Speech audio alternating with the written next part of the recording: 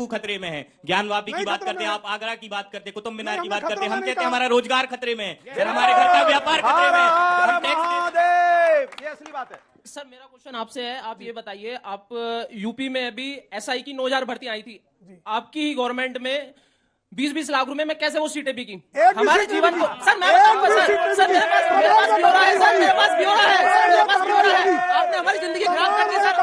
हमारा भविष्य कौन देखेगा? क्या पढ़ रहे हैं, क्या कर रहे हैं? LLB कर रहा हूँ मैं। अच्छा हमारा भविष्य कौन देखेगा? हमारी एज निकल चुकी है सर। आपने 20-20 लाख रुपए में भर्तियां बेच दी है सर। आप नमस्कार दोस्तों, मैं लोकेश गर्ग। देखिए, आजकल की टीवी डिबेट्स जो हम देखते हैं उसमें महंगाई, बेरोजगारी, ये जो सारे मुद्दे थे वो करीब करीब खत्म होते हुए हमें नजर आते हैं। देखिए, धर्म को लेकर या किसी भी चीज को लेकर एक डिबेट होनी चाहिए, बहुत अच्छा है, क्योंकि ये सब चीजें भी देश के अंदर जरूरी है। लेकिन अगर केवल यही होने लगे और महंगाई, बेरोजगारी, शिक्षा, इन सभी चीजों से ध्यान अगर आम इंसान का भटक जाए तो वो भी काफी एक गंभीर समस्या है।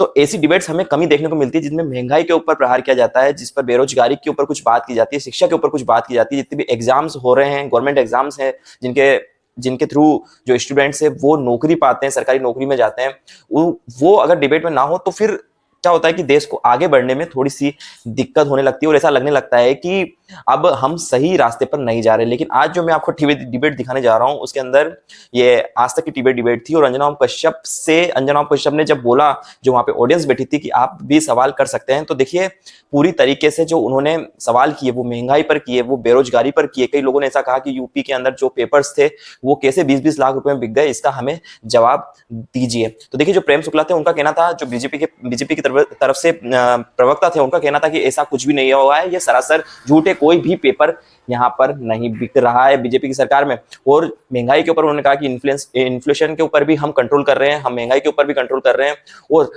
ज्यादा से ज्यादा एग्जाम्स लेने की कोशिश कर रहे हैं और रोजगार दे रहे हैं। हमारे प्रधानमंत्री जो आदरणीय नरेंद्र मोदी जी है, उन्होंने संसद में भी खड़े होकर एक एक एग्जाम का, एक एक परीक्षाओं का और साथ ही साथ रोजगार का ब्यौरा दिया है। देखिए ये पूरी डिबेट।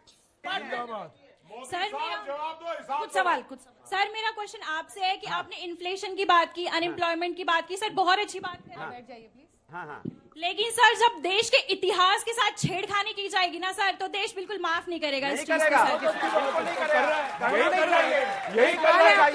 इन्होंने क्या सवाल नहीं है मैम, बस एक स्टेटमेंट देने की, ये चीज स्टेटमेंट नहीं। आप लोग सवाल पूछिए, जिसको सवाल पूछे एक एक करके। तभी सब कहाँ थे उस टाइम में? सभी थे ना यहाँ पे, और भी किसी। एक सेकंड प्लीज। सर मैं LLB का स्टूडेंट हूँ, मेरा सवाल आपसे है, जब देश के हित की बात होती है, जब रोजगार की बात होती है, आप हिंदू मुस्लिम करके मुद्दा सामने ले आते हैं। पिछले 2 साल से यूपी में या पूरे भारत में कितनी वैकेंसी निकाली, आप मुझे उसका ब्यौरा दे दीजिए और उसमें बताइए कि आपने कितनी भर्तियां ली हैं, आर्मी में हो या किसी भी सेक्टर में, गवर्नमेंट सेक्टर में हो। आपने हम स्टूडेंटों के रोजगार का सवाल है सर। हम हिंदू मुस्लिम या मस्जिद मंदिर के लिए नहीं लड़ रहे सर। हम मस्जिद मदरसे के लिए नहीं रहे सर, हम देश के लिए पढ़ रहे हैं सर, हम देश की सेवा के लिए पढ़ रहे हैं, अपने पेट के लिए पढ़ रहे हैं सर। अब उत्तर देखिए, चिल्लाएगा तो मैं उत्तर दे दूं। देखिए, उत्तर प्रदेश का आपने सवाल पूछा, 4 लाख सरकारी भर्तियां उत्तर प्रदेश में सरकार ने की। एक दूसरा, हमने 9 करोड़ लोगों को रोजगार दिया उत्तर प्रदेश, पूरे भारत में 9 करोड़ को रोजगार दिया।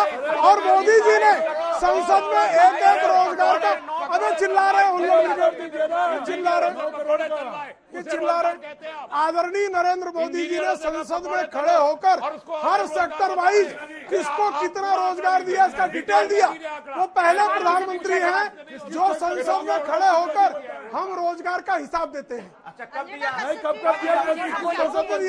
बोलना चाहूंगी कि जब लव जिहाद इतनी बुरी तरह से जब इस देश में फैला, कितनी लड़कियों, मासूम लड़कियों को नाम बदलकर शादी करके जमीन में गाड़ दिया गया। तो हम लोग सरकार, आपकी सरकार में भी बहुत लव जिहाद हुआ है।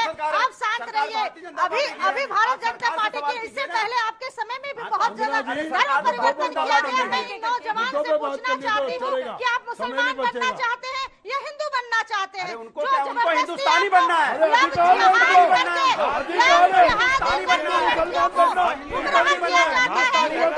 शादी किया जाता है, वो लड़कियों को मार दिया जाता है, लड़कियों को मारा जाता है। तो आप क्या सोचते हैं कि आप मुसलमान को समर्पित कर देंगे? साध्वी जी प्लीज, तेलंगाना जाइए, राजस्थान जाइए, साध्वी जी साइन भाग जाइए, सर, हिंदुओं की एंट्री जी नहीं है। साध्वी जी प्लीज।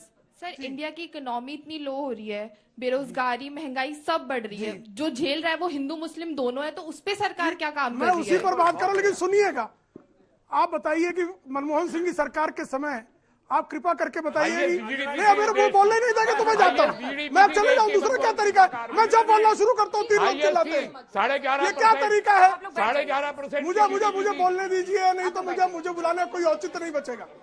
आप मुझे बताइए, मनमोहन सिंह के समय इकोनॉमी क्या थी?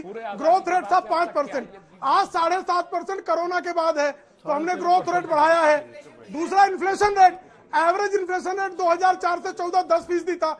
हाईएस्ट इन्फ्लेशन रेट 7.5% है, 7.5% हाईएस्ट है। तो हमने इन्फ्लेशन पर भी काम किया, महंगाई, बेरोजगारी, ये कुछ लोगों को भ्रम फैलाया जा रहा है, वो भ्रम से बाहर आ जाए। मिल नहीं रहा बाजार में। अच्छा, ये भ्रम है। आटा हो गया। मुकेश, आजादी के बाद से अब तक सबसे ज्यादा मुकेश, मैं बहुत सबका नौजवानों का धन्यवाद करते हुए जो 9 करोड़ रोजगार वाली बात कही है शुक्ला जी ने, संसद में प्रधानमंत्री 9 ने करोड़ हिसाब दिया रोजगार है। दे दिए हैं। संसद में आपको कह रहे हैं, पहले तो हम कह रहे हैं। बैठे हुए हैं, रोजगार कहाँ इनके पास? प्रधानमंत्री ने मोदी सरकार झूठ बोल रही है? कितने लोग बेरोजगार हैं?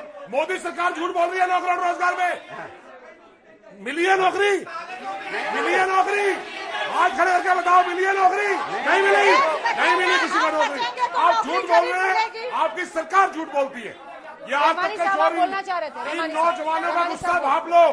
ये नौजवानी बीजेपी को राहुल गांधी बड़ा कूटा नौजवान।